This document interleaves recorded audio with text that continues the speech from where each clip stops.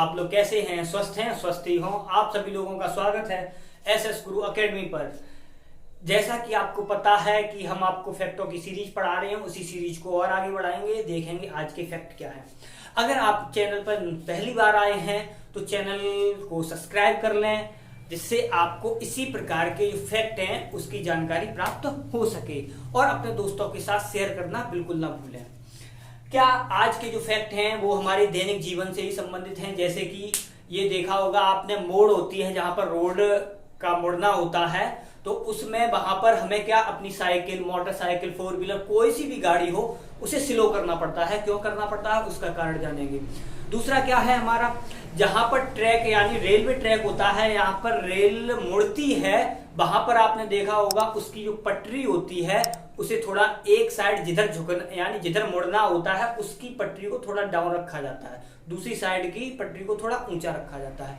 ऐसे ही क्या, पहाड़ों पर जब रोड को काट के बनाया जाता है, रोड को पहाड़ों को काट के बनाया जाता है, तो क्या किया जाता है, वहां पर जिधर मोड़ बनाया जाता है, जैसे इधर ऐसे मुड़ना है हमें, तो इधर मोड़ का केंद्र होगा, तो इसके साइड जो रोड होता है वो इसे इस प्रकार से बनाया जाता है, थोड़ा तिरछा करके। क्यों बनाया जाता है, कार्ड जानेंगे।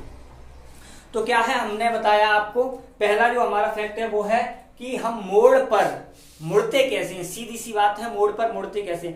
अब ये नहीं है कि गए एकदम मुड़ गए, ये नहीं, उसमें भी उसका कारण है कि हम अगर ऐसा नहीं करेंगे तो गिर जाएंगे, चोट लग जाएगी। तो देखते हैं। जैसे क्या है, पहली बात तो ये है, जैसे कोई भी, जैसे गाड़ी है ये, ठीक है, तो यहाँ पर क्या है, किसी भी गाड़ी का जो भार होता है वो mg नीचे की ओर कार्य करता है। क्या करता है, mg उसका भार होता है वो नीचे की ओर। हम खड़े हैं, हमारा भी भार नीचे की ओर, हर व्यक्ति का भार है वो नीचे की ओर कार्य करता है। उसको भार के ठीक अपोजिट एक प्रतिक्रिया कार्य करता है जिसे बोला जाता है आर, कभी कभी इसे एन भी बोलते हैं, ठीक है, नॉर्मल बोला जाता है, इसे कभी कभी एन भी बोलते हैं। दूसरा क्या है, यहाँ पर मैंने आपको बताया था कि कोई भी वस्तु होती है जब दूसरे पर स्लिप होती है, चलती है, तो उस पर एक घर्षण बल कार्य करता है। वो सतह क्या करती है, जो चल रही है गाड़ी, उसकी चाल को, वेग को कम करने का प्रयास करती है, ठीक है। तो क्या है हमारा, अब यहां से R बराबर हम क्या लिख सकते हैं, mg, यानी ये इसके बराबर हो सकता है, ठीक है, फिजिक्स लॉ से। अब क्या है, यहां से हमने क्या किया, जैसे ये रोड है हमारा, मुड़ना है हमें, यहां पर कोई गाड़ी आ रही है, ये रहा इसका केंद्र, मान लिया v वेग से गाड़ी आ रही है इधर, ठीक, और यहां से जो इसका दूरी है, ये गाड़ी यहां पर इतनी मान ली, तो ये लो, ठीक है, तो गाड़ी है। अब क्या है, यहां से हमने मान ली इसकी दूरी है r, ठीक है, तो क्या है, इस गाड़ी पर इसके केंद्र की ओर एक अभिकेंद्र त्वरण और या अभिकेंद्र बल भी कार्य करेगा, दोनों कार्य करेंगे। तो यहां पर क्या है, हमने मान लिया mv²/r, m हो गया इसका द्रव्यमान कार्य का, ठीक है, और v वेग से चल रही है, r यहां से लेके यहां तक की दूरी, यानी ये यहां पर मोड़ का केंद्र है, ये मोड़ का केंद्र है, ये मान लो। अब क्या है, ये अभिकेंद्र बल है, वो कहां, हमारे इस गाड़ी के टायर और रोड के घर्षण बल से प्राप्त होगा, तो क्या है हमारा जो mv²/r है, घर्षण बल, वो अभिकेंद्र बल है, वो क्या होगा, अगर घर्षण बल से कम है तो ही हम सुरक्षित वहां से निकल पाएंगे। अगर हमारा घर्षण बल का मान कम हो गया और ये ज्यादा हुआ तो हम नहीं निकल पाएंगे मोड़ से। क्यों, क्योंकि वहां पर वेग अगर ज्यादा है हमारा और घर्षण बल का मान कम है, तो हम क्या करेंगे, गिर जाएंगे वहां। इसलिए अगर वेग ज्यादा होगा तो घर्षण बल कम होगा। वैसे भी यहां से देखो, घर्षण बल ज्यादा होना चाहिए किसके, mv²/r से, ठीक है। अब क्या है, यहां से क्या किया जाता है, F, तो यहां पर एक सूत्र और होता है F का, पूरा बता रहे हैं, इसका होता है म्यू और R होता है ये वाला R की जगह हम क्या लिख सकते हैं, mg। m से m कैंसिल हो जाएगा, b² बड़ा यानी ग्रेटर देन लेस देन और इक्वल μ0, और ये R और ये हो जाएगा g। तो यहां से b का जो मान आएगा या लेस देन करके, तो ये हो जाएगा म्यू और r g, ठीक है, ये अब यहां से देखो, अगर हमारा वेग ज्यादा होगा तो वहां पर क्या है, घर्षण बल होता है कम, क्योंकि वेग जहां ज्यादा होगा वहां घर्षण बल कम कार्य करता है। तो उस कंडीशन में हम गिर जाएंगे, और ये सूत्र बता रहा है कि इसके मान से वेग कम होना चाहिए।